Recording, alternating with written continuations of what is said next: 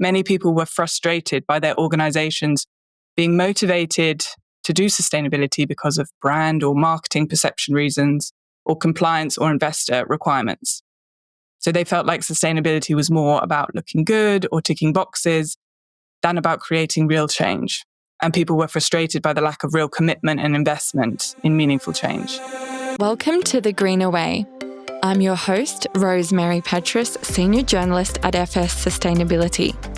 We are recording on Gadigal land and we pay our respects to traditional custodians of country and elders past, present and emerging.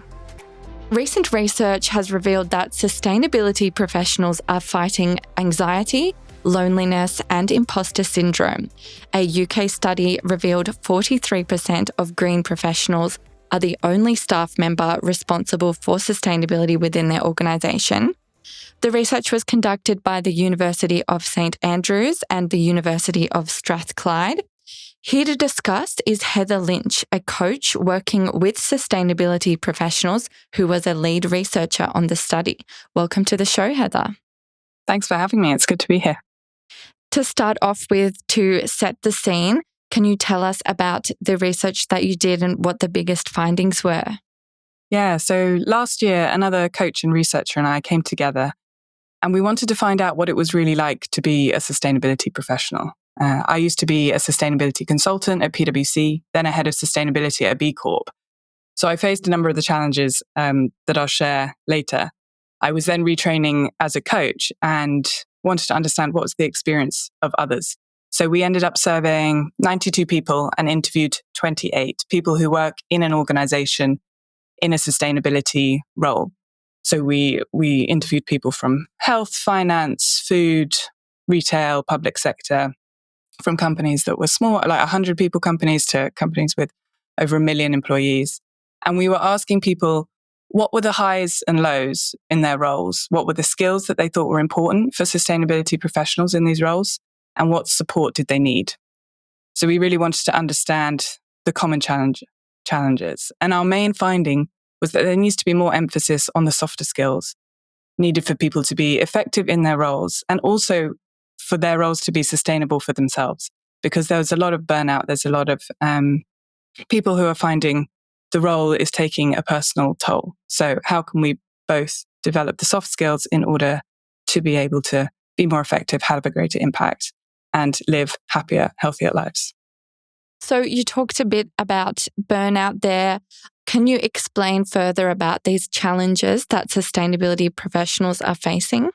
Yeah, so we found 5 main challenges from the research, which were common in the people we interviewed. So the first challenge was feeling like an imposter. So a lot of the sustainability professionals felt they didn't know enough because sustainability covers such a broad range of topics. And people often felt overwhelmed by the expectation to be an expert on everything, which was often made more intense by how fast regulations, requirements, expectations, and knowledge is evolving, and the fact that this is still really such a new industry. And this led to feelings of inadequacy, people feeling like they weren't enough, not feeling confident in their roles.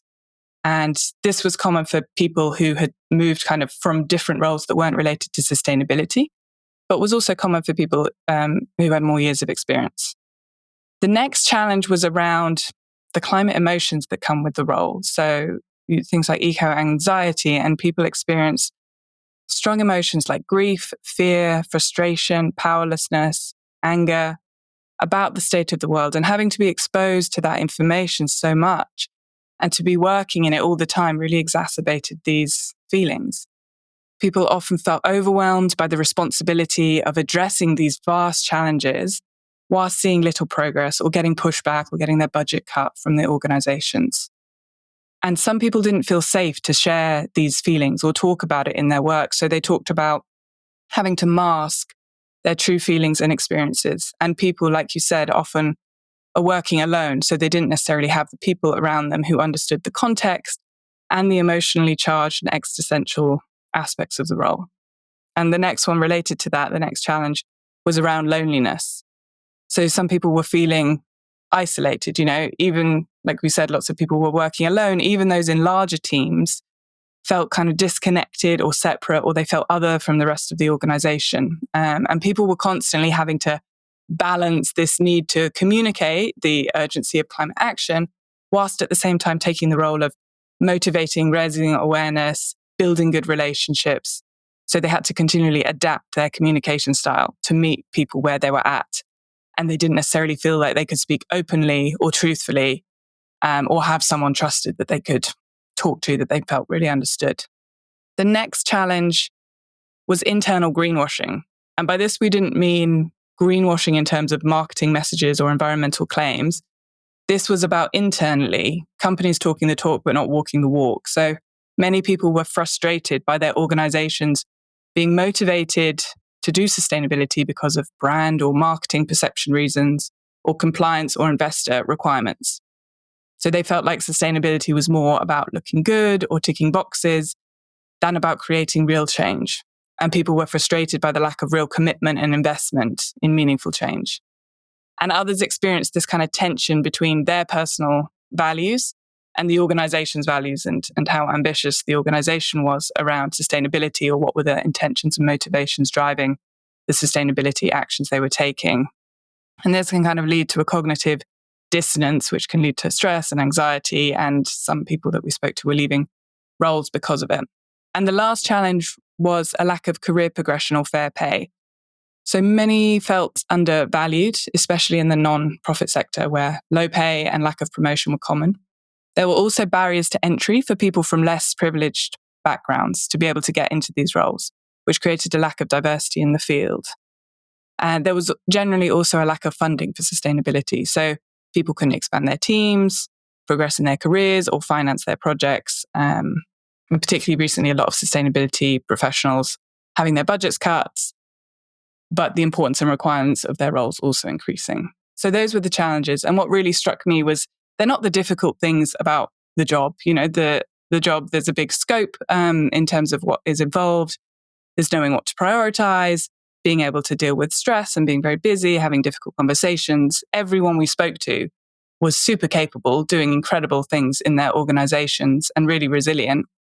And I guess what these challenges show is that there is a layer above. There is a kind of mental and emotional load that is quite unique given the context of what people are doing, working alone, working on climate change, and having to deal with the internal tensions that come with it. And it's often the fact that it's rarely talked about. There isn't really space to have these kind of conversations. You know, these feelings of not being enough, not doing enough, feeling lonely, feeling like you're the only one that cares, feeling like you're carrying the weight of the world, feeling undervalued or not feeling recognized, or not feeling like you belong and feeling that pressure to be the one that has to convince or persuade, and not feeling like you can speak truthfully. And all these things really take a personal toll on people and affects their ability to be effective in the role. And there was a similar piece of research done by the climate change coaches.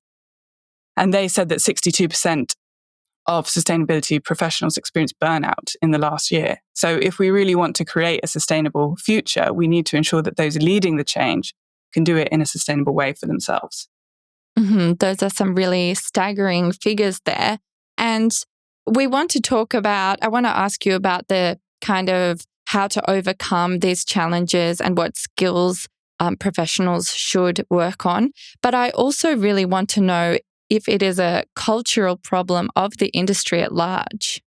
Yeah, when we were doing the research, I was very keen to make sure that this is sustainability professionals know this stuff. It's nice for them to hear it and know that they're not alone and they're not the only ones that are going through this. But really, it's the system around them and the people, the organizations, HR, their leaders, managers, that if they are more aware of this experience, can then support sustainability professionals more. So I'll share a bit about the skills that sustainability professionals can develop, but there is also a requirement for the system around them and the people around who are supporting sustainability professionals to also help people.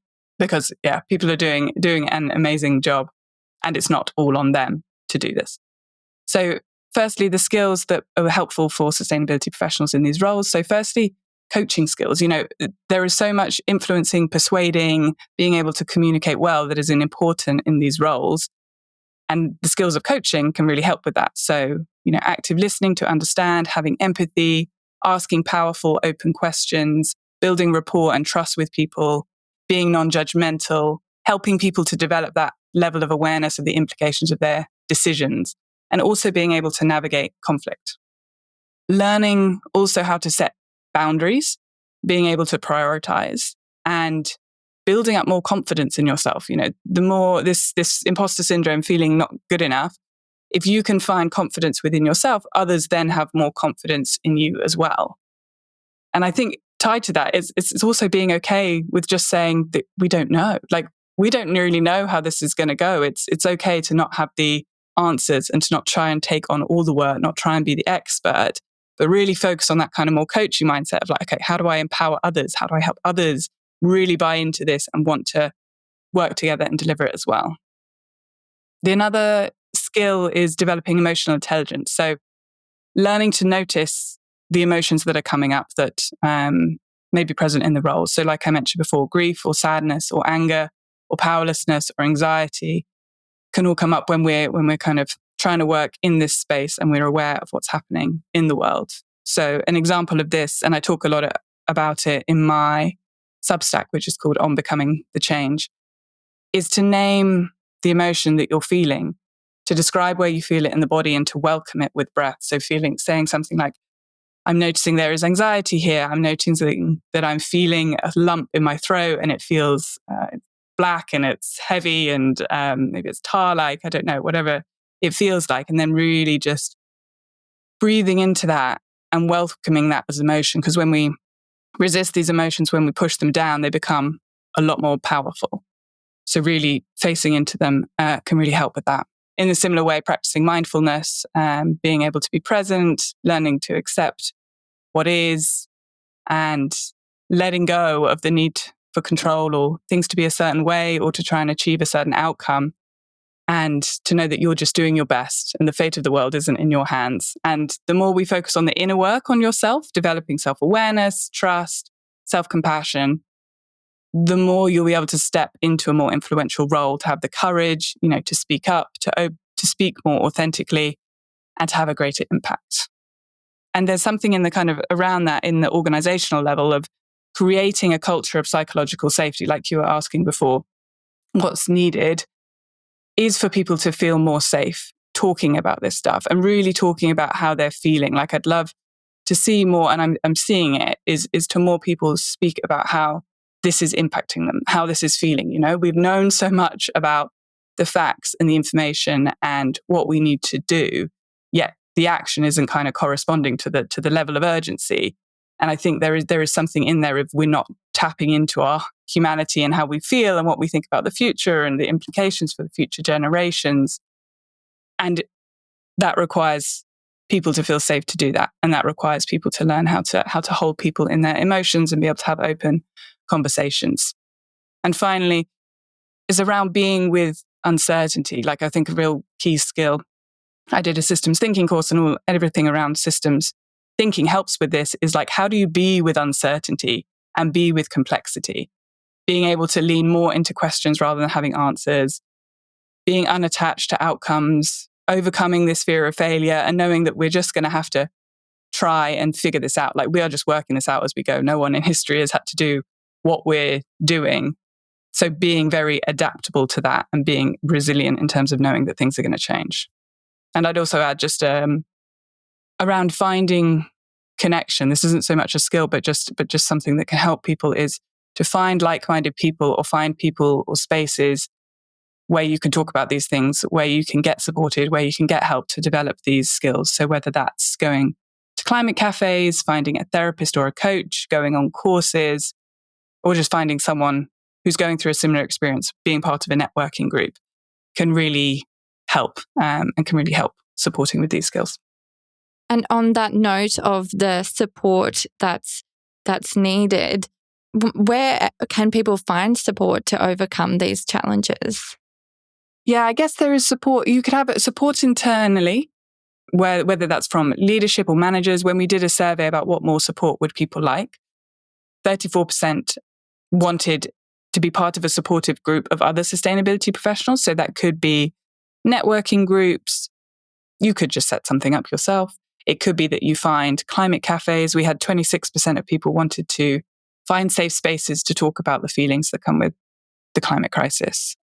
There's also things like group coaching programs that exist. So I run one with my co-researcher where we support people on developing these skills. And there's other ones out there. I mentioned before the climate change coaches. They do a green transitions program for sustainability professionals, which is a lot about teaching coaching skills for people in these roles. And then also you can have one-to-one therapy or coaching. More organizations now are supporting people to do that, to have in their personal development budget or their L&D budget so that you can have one-to-one support to support with these challenges. What other kind of trends do you foresee in the industry? Yeah, well, I hope to see more of the focus on the softer skills and on sustainability professionals doing more personal development, more training. There is more of a recognition of the unique challenges that are faced in these roles. And there is more support coming in from the learning and development from managers, from leaders in organizations that can support with this.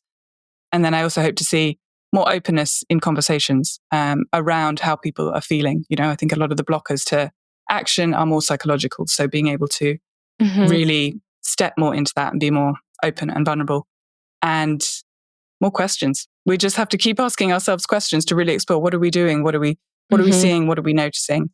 And having more safe spaces and open spaces where people can connect and come together. And because there is so much power when we come together and when we talk about this stuff and when we share how we're really feeling, and it can re-energize people to go back into their roles where maybe, you know, if they're the only one, you kind of need that space to be able to come away, work with someone, get energy from something else to then go back and do the work that you want to do and have the impact that you want. Well, thank you so much for joining us today, Heather. Where can listeners find out more about your work? Yeah, you can find me on LinkedIn, so Heather Lynch, and on Substack as well. My Substack is called On Becoming the Change. And a reminder that if this podcast has raised any concerns for you, support is available. You can contact Lifeline on 13 11 14. Until next time then, I'm Rosemary Petrass, and thank you for listening to The Greener Way. The Greener Way podcast is a product of FS Sustainability, a show about people, the planet, and investing in our collective future. All information in this podcast is for education and entertainment purposes only. The Greener Way podcast gives listeners access to information and educational content provided by discussing numerous financial sustainable options and our featured guests. It is not intended as a substitute for professional, legal, or tax advice. The hosts of The Greener Way are not financial professionals and are not aware of your personal financial circumstances. Before making any financial decisions, you should read the product disclosure statement and, if necessary, consult a licensed financial professional. For more information, head to the disclaimer page on the FS Sustainability website, fssustainability.com.au.